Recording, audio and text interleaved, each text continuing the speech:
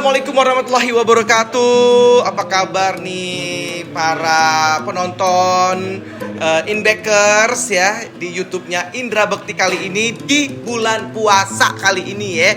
Kita alhamdulillah bisa ketemu lagi di bulan Ramadan ini dan diberikan oleh Allah waktu yang luar biasa kita ini dapat lagi.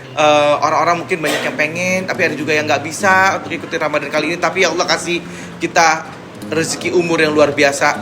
Dan apalagi kali ini Anda sedang menyaksikan sebuah acara yang luar biasa di channel YouTube-nya Indra Bekti ya. Silakan di-share, di-komen, di-subscribe ya. Nah, kali ini kita ada di Takjil namanya.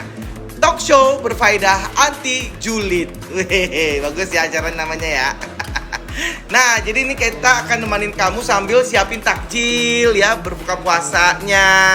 Silakan, boleh ditonton ya, boleh dikasih tahu teman-teman semuanya di sini. Nah, hari ini saya bersama dengan Pak Ustadz ini yang luar biasa, ganteng banget ini teman saya dari tahun berapa ya Pak Ustadz?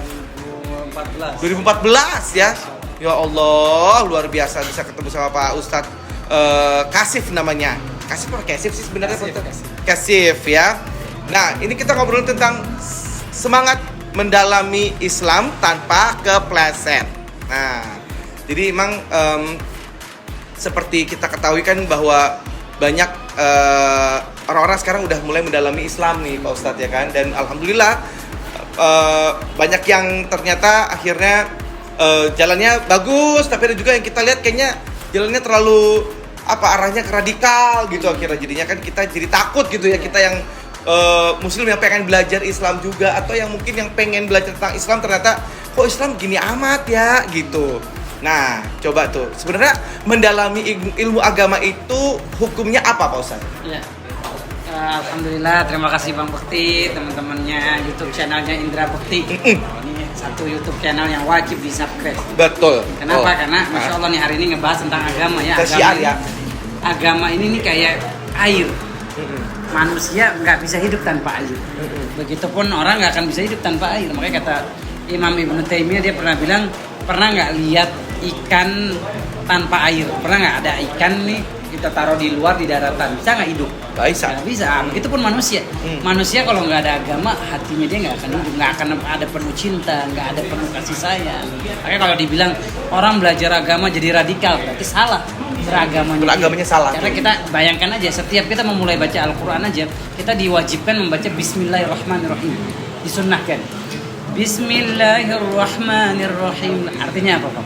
Dengan nama Allah yang maha pengasih, maha penyayang. Lihat, sebelum kita membaca surat apapun, kita disunnahkan, disyariatkan baca Bismillahirrahmanirrahim. Artinya kita membuka hari-hari kita dengan cintanya Allah yang kita tebarkan kepada seluruh makhluk di muka bumi.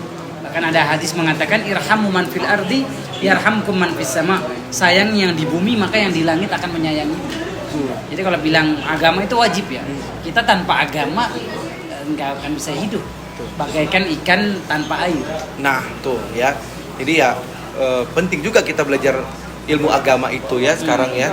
Nah di masa Ramadan ini semangat beribadah kan bisa dibilang kan lagi naik-naiknya. Dan bikin jadi ingin dekat selalu sama Allah gitu. Nah kita ini belajarnya tuh mulai tuh harusnya tuh dari mana sih untuk kita bisa mulai belajar tentang agama gitu. Apa yang dimulai tuh dari mananya dulu? Iya, kita belajar agama kita mulai dari akidah, tauhid, Allah. Kita kenalkan anak-anak kita, nak, yang menciptakan langit itu Allah, nak, yang menciptakan bumi Allah, kamu dikasih mata, ini yang ngasih mata Allah. Ayah ini nggak bisa menciptakan mata kamu. Kamu dititipkan rohnya oleh Allah ke perut ibu kamu 9 bulan 10 hari lahir. Siapa yang menciptakan kamu? Allah. Jadi ini yang pertama Bang. Ada seorang budak di zaman Rasulullah SAW ditanya sama Nabi, Aina Allah? Wahai budak, di mana Allah? Kemudian dia mengatakan Allahu fis sama. Allah ada di langit. Kemudian kata Rasulullah, a'tikha fa innaha mu'minah. Bebaskan budak ini karena dia wanita beriman. Artinya Rasulullah ingin menanamkan keberadaan Allah. Allah itu ada. Allah ini yang menciptakan segala sesuatu. Jadi yang harus kita pelajari terlebih dahulu adalah keyakinan kita sama Allah. Ini yang pertama. Yang kedua apa? Sholat. Ya bahkan kata Rasulullah, Alimu auladakum bis-shalah wa hum 7 sinin. Ajarin anak kamu sholat 7 tahun. Masya Allah, sebelum kita ajarin anak kita agama yang lain nih, sholat dulu ya. Sholat dulu. 7 tahun tuh maksudnya umur dimulai dari 7 tahun. Itu udah istilahnya Kita ajarin sholat. Kita ajarin sholat. Wajib tuh kita ajarin itu ya. Wajib, Masya Allah. Ada juga kan yang orang tua ya udahlah biar belajar sama sekolahnya gitu kan. Ya orang tuanya Singapura kan udah dapat tuh dari sekolahnya. Doanya Nabi Ibrahim itu doa supaya anak keturunannya mendirikan sholat. Subhanallah. Bayangkan Nabi Ibrahim nggak minta anaknya mendirikan haji, anaknya menunaikan zakat atau puasa Ramadan, enggak. Nabi Ibrahim berdoa dan ini diabadikan nih. Ya. Ini juga tips nih. Ya, ya. Nah, ini benar-benar secret. Ya, kalau pengen anak kita rajin sholat, Ya. amalin Quran surat Ibrahim ayat 40. Dimana ini luar biasa bang, dahsyat banget doa ini. Kalau kita baca, kita amalin, anak-anak kita akan ditarik hatinya sama Allah. Ya. Dia rajin mendirikan sholat. Ya Allah. Doanya tahu nggak bang? Nggak tahu. Mau tahu banget. Mau tahu banget. Doanya simple, gampang. Rabbi ja'alni muqimas shalah wa min zurriyyati rabbana wa taqabbal du'a. Ya Allah, jadikan saya mendirikan sholat 5 waktu dan anak keturunan saya. Nabi Ibrahim nggak kepengen anaknya jadi orang kaya. Nabi Ibrahim nggak pengen anaknya jadi presiden. Nabi Ibrahim nggak kepengen anaknya jadi siapapun. Tapi Nabi Ibrahim cukup sholat aja. Karena ketika anak kita sholat, dia akan mendoakan kita. Bayangkan gimana anak kita mau mendoakan kita kalau dia nggak sholat. Karena sholat itu artinya doa. Sholat itu secara bahasa artinya doa. Betul. Jadi kalau anak kita mendirikan sholat, nanti kalau kita sudah wafat, kita udah nggak ada, dia akan mendoakan kita. Karena dia menjaga sholatnya. Betul. Ini yang penting. Betul. Aduh, luar biasa banget ya. Makanya beruntunglah kalau misalnya ada orang tua yang memang benar-benar mengajarkan sholat kepada anak-anaknya, ya. Dan subhanallah, sholat kita kasih tahu sama anak kita, sholat itu gampang, mudah. Kamu main game bisa 2 jam, 3 jam, sholat 5 menit. Ya, enggak? Dulu Itu cuma pas setengah kecil jam. aku entar lupa. dan Dulu kita- kan dulu. Sekarang enggak. rajin sholat. Alhamdulillah. Ini mah sholatnya rajin, saking rajin belum azan udah sholat. Allahu Akbar. Nah, terus kalau itu membangun sebuah kebiasaan yang baik itu dimulai dari apa dulu? Kalau saya bicara sebagai orang tua, 92% menurut data penelitian, anak itu melihat. Dia akan gampang menangkap apa yang dilihat, bukan apa yang didengar. Ya. Ternyata anak itu butuh praktek, bukan teori. Kita sebagai orang tua, azan berkumandang, TV-nya matiin, handphonenya matiin, ambil wudhu. Itu contoh ini lama-lama akan melekat di otaknya. Oh, bapak saya rajin sholat, ibu saya rajin sholat. Ya. Nanti dia ketika nggak sholat, dia akan merasa dirinya bersalah. Jadi jangan kita nyuruh anak kita sholat, kitanya masih nonton sinetron. Ya. Sholat. Nah, ibu bapaknya masih Instagraman, TikTokan. Nah, jadi pendidikan terbaik buat anak kita itu adalah contoh, teladan. Ya. Tuh. Apa yang dilihat. Betul, setuju banget ya. Nah, Pak Ustadz ini bisa dibilang ya, semangat mendalami ilmu agama itu kan membuat jadi rajin membaca Al-Quran, datang ke pengajian, atau kalau di masa-masa pandemi itu kan jadi ikutan berbagai kajian. Itu gimana menjaga semangat ini nih, Pak Ustadz? Ya, khairul amali adwamuha. Nabi bersabda, sebaik-baik amal itu sedikit tapi kontinu. Nah, Kita baca Al-Quran khotam nih Ramadan. Ya. Setelah Ramadan nggak baca lagi. Selesai. Enggak, bukan itu yang diinginkan. Yang diinginkan Allah ini kontinu. Baca lebih baik baca 1 hari 1 ayat, ya. tapi tiap hari. Dibandingkan sehari Quran besoknya nggak baca lagi. Karena kita nggak tahu kita mati dalam keadaan apa. Betul. Maka itulah pentingnya kita istiqomah. Dan orang yang istiqomah ada janji Allah yang nggak didapatkan bagi mereka yang malas-malasan ibadah. Apa itu? Di dalam Quran surat Fussilat ayat ke-30. Surat Fussilat ayat 30 Allah berfirman, Innal ladzina qalu rabbuna Allah thumma istaqamu tatanazzalu alaihimul malaikatu alla takhafu wa la tahzanu wa abshiru bil jannati allati kuntum tu'adun. Orang yang istiqomah yang tadi terus-menerus dalam kebaikan, ngaji, Quran, sedekah, sholat, terus dari rel kebaikan, nanti ketika dia mau mati, Bang, kita nih semua akan meninggal dunia, sakratul maut. Itu ngeri, takut kita berpisah sama dunia, kita mau sama anak, istri, kita takut nih. Betul. Nah, tapi orang yang istiqomah, ada satu janji Allah bonus, nanti dibisikin sama malaikat, jangan takut, jangan sedih. Khusus buat orang istiqomah, Ya. orang yang komitmen di dalam menjaga kebaikan hidupnya. Dibisikin la takhafu wa la jangan takut, jangan sedih. Nanti kenapa kamu udah dijamin surga? Tuh lihat surga. Janji Ya Allah buat kamu surga. Makanya Ramadan ini harus jadi pendidikan kita juga Ya. untuk istiqomah, konsisten di dalam kebaikan. Sedikit Tapi tapi kontinu. continue. Itu dia. 2 rakaat sholat duha tapi tiap hari. Dibandingkan 11-12 rakaat duha tapi setahun sekali. Nah, ini pentingnya kita istiqomah. Betul. Nah, Pak Ustadz, ini apa sih rambu atau landasan utama saat mendalami agama? Supaya nggak kebablasan dan akhirnya nggak Jadi radikal gitu. Islam itu agama yang tengah-tengah. Wa kadzalika ja'alnakum ummatan wasata, kata Allah, dan kami jadikan kalian ini umat yang wasat, di tengah, moderat. Jadi kita nggak Ya. berlebihan, tapi juga nggak menyepelekan. Ya. Itu ada saatnya kita ketawa, bercanda. Makanya ada sahabat Nabi, dia bilang, ya Rasulullah, saya nih kalau dekat sama kamu kayak nambah iman, ingat akhirat, ingat agama. Tapi kalau saya sama istri anak, saya main-main, saya jadi kayak lupa sama akhirat. Kemudian Nabi mengatakan, saatan. Ada saatnya kamu serius, ada saatnya kamu bercanda. Jadi agama itu harus dibawa ya santai. Bukan kita ketika kita beragama, kita menganggap yang nggak beragama atau yang nggak mengamalkan agama lebih rendah dari kita. Ini juga penyakit sombong. Betul. Justru kita harus merangkul, kita harus tunjukin kalau orang beragama itu punya sifat lembut. Kita ajak dia ketawa, bercanda. Karena Nabi Muhammad bercanda. Nabi SAW Suka ketawa-tawa juga. ketawa. Pernah suatu saat Nabi makan kurma nih Pak, sama Ali bin Abi Thalib.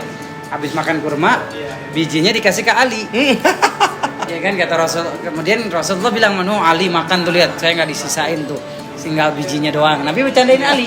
Kemudian ke Ali balas lagi ke Rasulullah, ya Rasulullah, engkau lebih banyak sampai biji-bijinya nggak disisain. Nah, artinya Nabi bercanda. Oh iya tuh. Rasulullah juga bercanda. Jadi santai aja. Ada seorang Ya. anak burungnya mati. Nama burungnya Nughair. Itu Nabi subhanallah, Nabi tanya.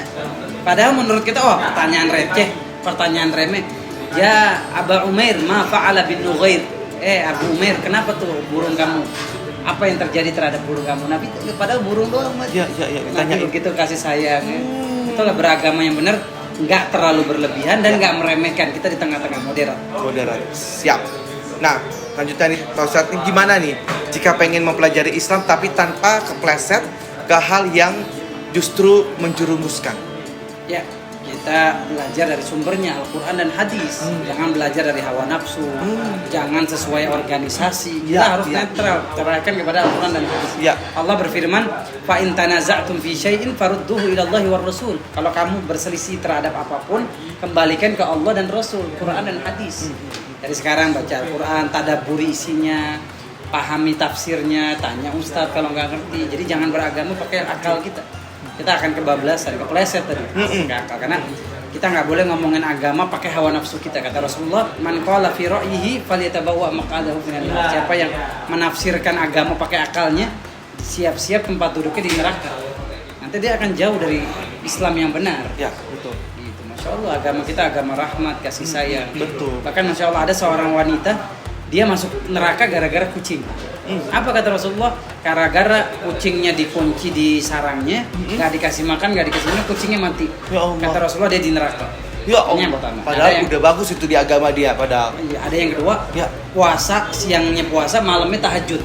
Tapi kalau ngomong nyakitin orang, kalau ngomong nyelekit, kata Rasulullah SAW, hiya finnar, dia di neraka. Allah. Jadi agama yang benar tuh agama yang dipraktekkan. Kita sayang sesama manusia, tanpa mengenal agama, suku, ras. Ya, itulah yang diajarkan Rasulullah SAW. Baik. Nah, sekarang kalau kita di bulan Ramadan seperti ini dan ini kan lagi sedang pandemi seperti ini nih Pak Ustadz, dan kemudian ini vaksin masih terus berjalan kan begitu. Nah, kalau menurut Pak Ustadz sendiri nih vaksin pada saat puasa tuh seperti apa hukumnya? Ya, kemarin MUI baru mengeluarkan fatwa ya. Bolehnya puasa dalam keadaan divaksin. Jadi boleh. Boleh. Boleh. Oh, gitu. Kemarin ya pemerintah ya melalui MUI sudah mengeluarkan fatwa boleh berpuasa di saat vaksin. Allah berfirman, "Fas'alu ahla dzikri in kuntum la ta'lamun." Tanya orang yang ngerti kalau kamu nggak tahu. Jadi jangan memberi fatwa diri kita sendiri, kita harus ikut ulama. Betul. Dan ulama kita siapa ya? Majelis Ulama Indonesia.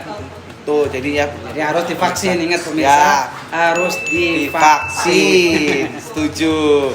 Nah, baik, nih pertanyaan terakhir buat Pak Ustadz yang ganteng ini ya Allah. Masya Allah. Ya, ini tips memperdalam Islam dan mengaplikasikannya dalam kehidupan sehari-hari itu seperti apa kita supaya bisa beragama yang baik gitu.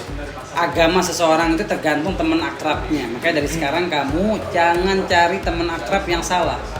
Ya, karena kata syair Arab mengatakan inna sahiba sahib. Sesungguhnya teman itu yang narik.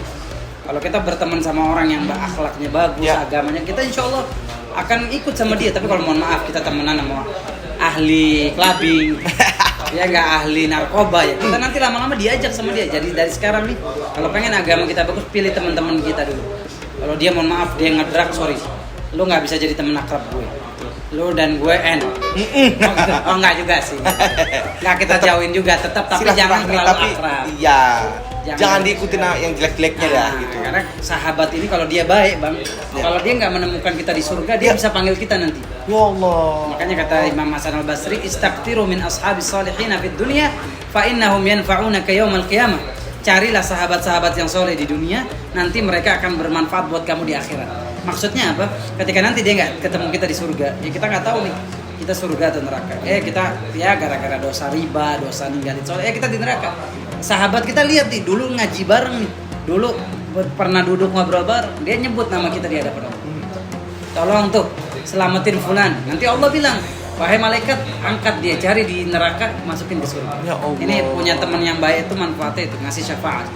Jangan salah nyari temen, bro. Berapa banyak orang yang tadinya baik gara-gara temen dia jadi nggak baik. Gitu. Seperti sekarang kita bersahabat sepertinya Pak Ustadz ya. Amin. Tapi kalau di luar nanti lupa lagi. Enggak lah. Jangan sampai dong. Oh, iya. Kalau lupa saya nggak kesini-sini. Oh, iya. Waduh, seru banget ya perbincangan kita nih ya untuk takjilers. Tapi gimana nih, takjil kamu udah siap apa belum? Nih boleh banget loh ya kalau mau dikirim ke sini ya Pak Ustadz ya. Oh, siap. Bentar lagi mau buka. Nah ini bentar lagi mau buka, ini udah siap-siap juga nih. Ini ada tempat kebab Yordania. Yordania kebab ini merupakan tempat yang kalau boleh bilang buat kita buka takjil, buka ya puasa di sini.